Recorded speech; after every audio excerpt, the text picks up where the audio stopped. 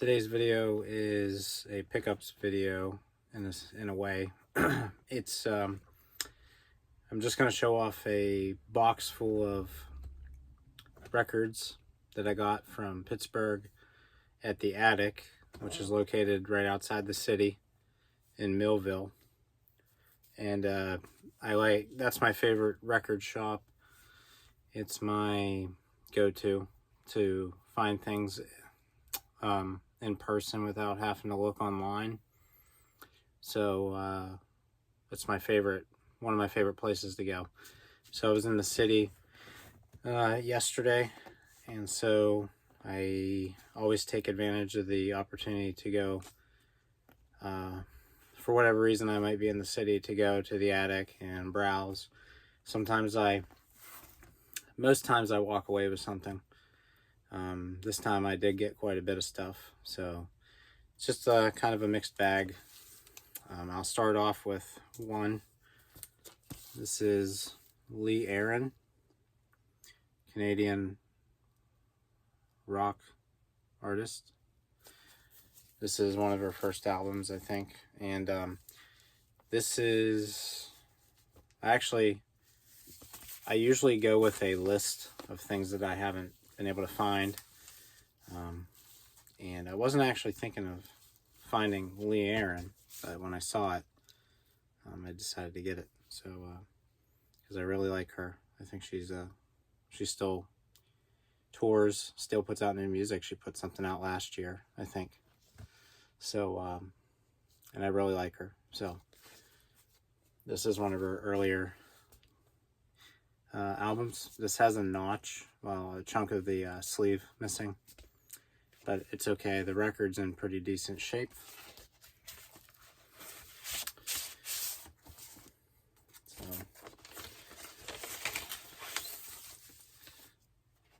some dust, but other than that, pretty good. So getting too reflective, but not that much to ask for what I did ask the guys working there. There was one guy that was helpful. They're very helpful there, by the way. They're always, "Hey, you good, man?" Usually it's a different guy every time, but it's the same usual faces. It'll be a different guy every time. Just, "Hey, you need some help?" Or you can confront them and just say, "Hey, can you help me locate something?" They're always on the ball. Those guys know where everything is. It's cataloged. And they got millions of records. So I said, "Do you have any more Lee Aaron, like, singles?" And the guy was looking into it and that. And then he wasn't able to find anything. And then I went browsing again. And then toward the end of me being there, he was saying he didn't know she was a Canadian, on like Canadian imports. So this is probably more of an import from Canada, and it was just harder for him to find anything, and they didn't have anything else. Lo and behold, they had this. So I did pick this up, and so that was good. And it was $12, but for a rare one, more rare than not, I did get that. So very happy with that. And I usually leave with a bag with a few records. He packed a box because I just had a lot. So I went on the that was basically the only rock album I got. I did get a few. They had a small Chinese section, and I'm a big fan of Canto Pop and stuff. So I got a Leon Lai album. This quality, I need to get better quality for my video. But anyway, Leon Lai album. I like him. I love Andy Lau. So I got the Andy Lau. It's called Memories. Comes with a booklet, the CD. So this one was harder to come by online, so when I decided to go ahead and with it and get it, so it wasn't that expensive, but to have a physical copy of it, like in person, without playing a guessing game online. And then Mayday, which it's a Chinese band, rock band. I like them. They did a song for an Andy Lau movie called Switch. The song is better than the movie. It's one of my least favorite Andy Lau movies, but that's beside the point. They had this, it's like a wooden case. Pretty cool. It opens. Anyway, it's a double disc. There's a booklet, and then the CD. But there's actually 2 booklets. I don't know why. Disc 1, disc 2. I don't know. Pretty cool packaging. It wasn't that expensive. I figured it's the first time getting a album from them, or a compilation. And that was it for the Chinese stuff. And I was wearing a different Rocky shirt, but I was wearing a Rocky shirt, and the guy that was helping me, before he even started to help me, actually, the first thing he did was he saw me, and he was cataloging. They sell movies and stuff, and he saw my Rocky shirt. So he said, "Here, take that home." So that was cool. I already have it, but so anyway, that was funny, and he just gave me that.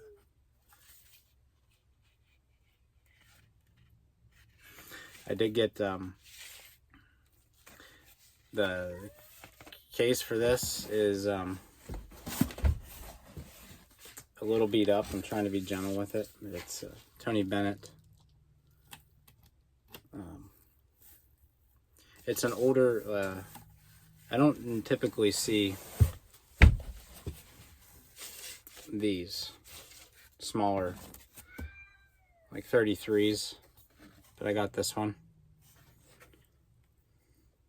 So, like mint, the record's in like mint shape. I like Tony Bennett a lot. And it's like the best of the music. So, Tony Bennett, the sleeve's a bit torn, but for the mint record, I decided to go ahead and get with it. So, anyway, it was worth it. It's always worth it for Andy Williams and Tony Bennett. And Andy Williams is a very nice sleeve for this. Now, this I already own. I got a duplicate because my case and my record aren't in the best of shape. They had multiple copies of this there, and I went through each one. Most of them were in good shape, so I just went with the first one that I got. Lonely Street, great album. One of his earliest ones. I think this was late 50s, 56 maybe, or 57 or 58. It was one of the first couple.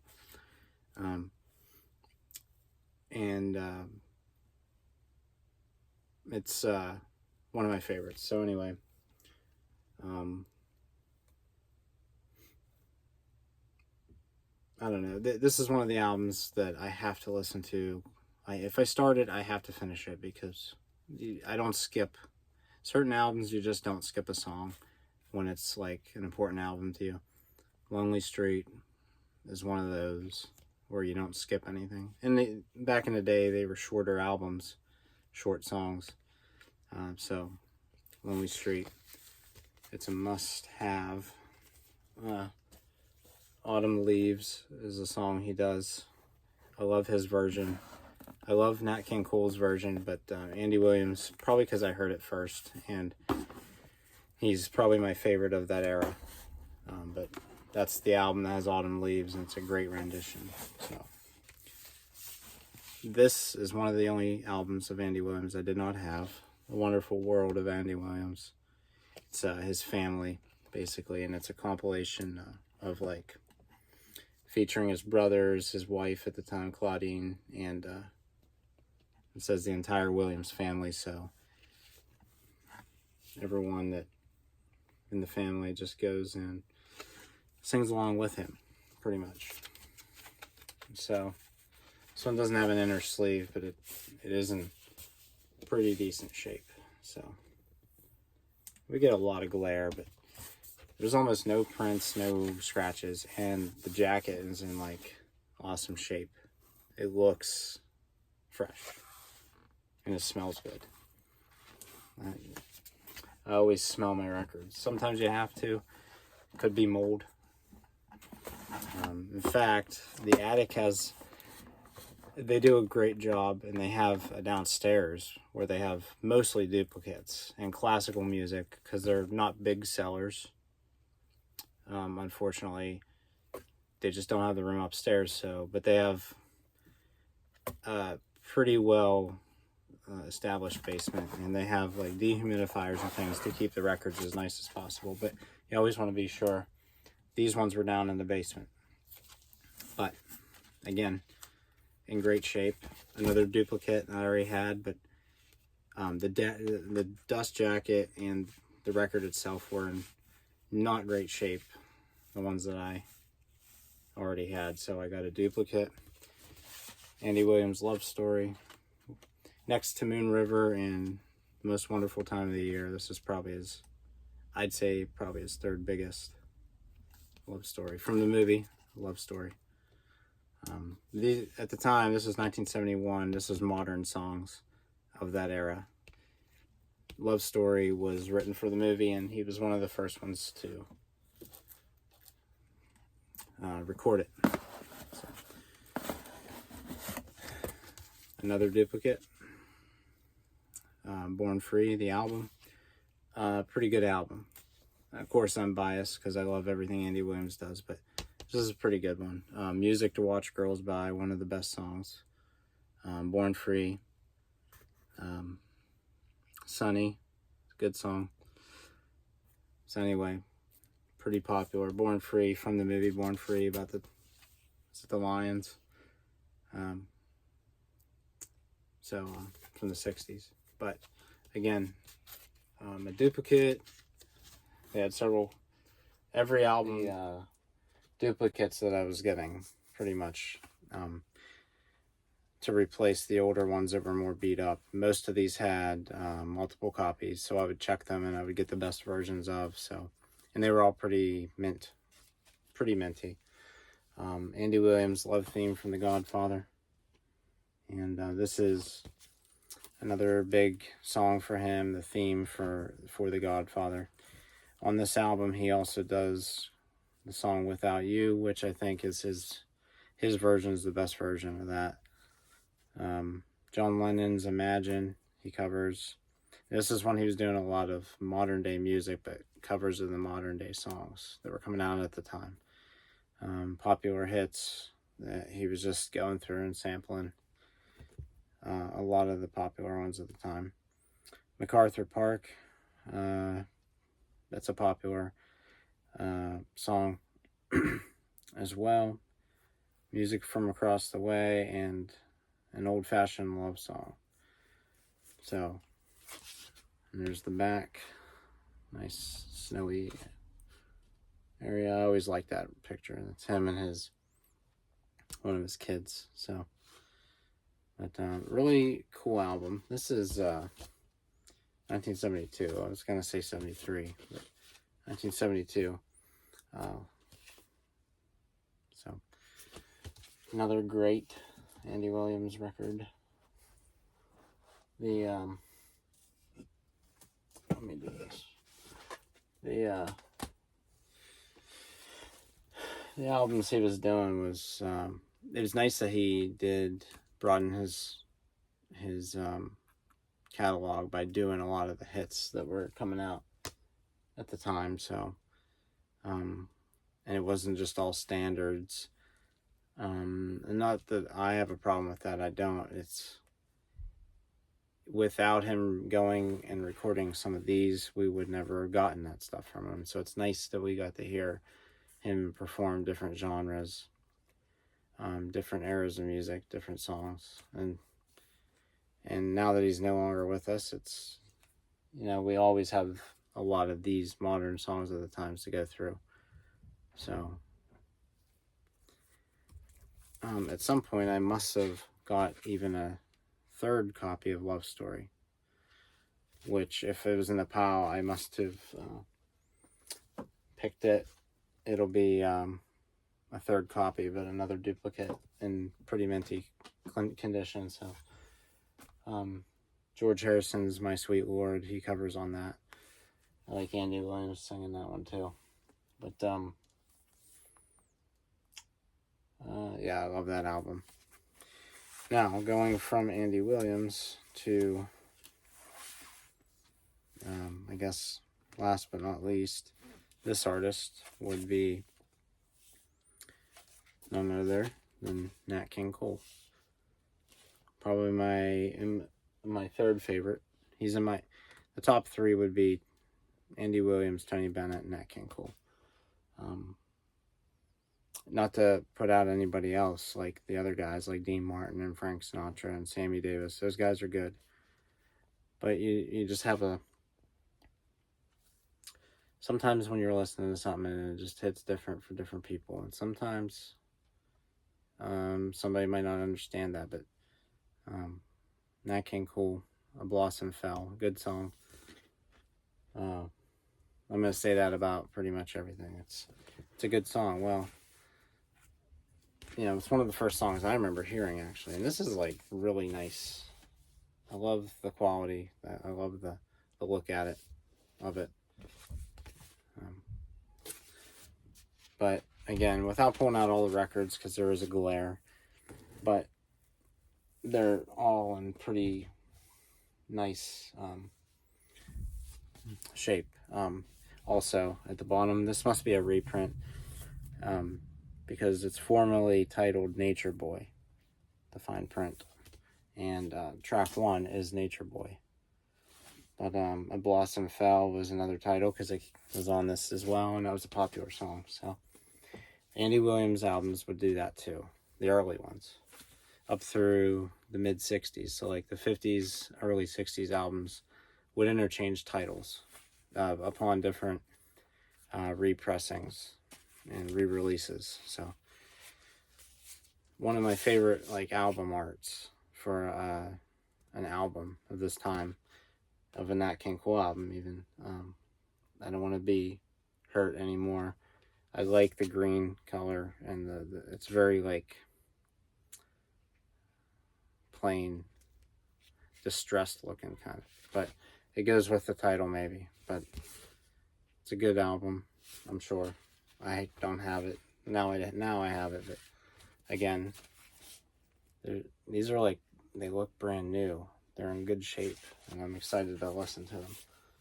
But something about holding an old record like these. They don't even make artwork like that anymore. It's a shame. We have Nat King Cole, To Whom It May Concern. Another one with these cool artwork styles for LP covers. So I don't know too many of the tracks on this one, but I'm looking forward to it. That's why I picked it. And so I got 2 of these. These will be the last 2 things I've got. So I figured, why not have a something a little nicer in the collection. But I have a box set called Forever Yours, Nat King Cole. And it has a ton of like Mona Lisa and all the songs you know.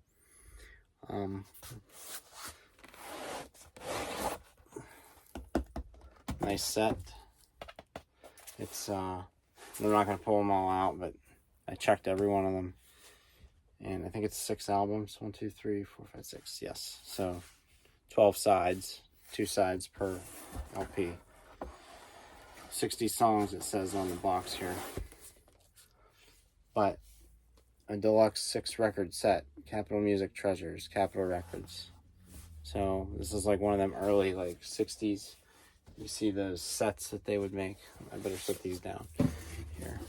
But these sets that they would make in the 60s, it's, box sets back then were pretty cool, even though like box sets now you get a lot more and stuff, but for what they had the power to do back then, it was nice and cool. But we also got this Nat King Cole Golden Treasury, Unforgettable. A lot of these songs might carry over. It might be something similar, different set. It looks like the same exact photo, but everything written on here is a little different. So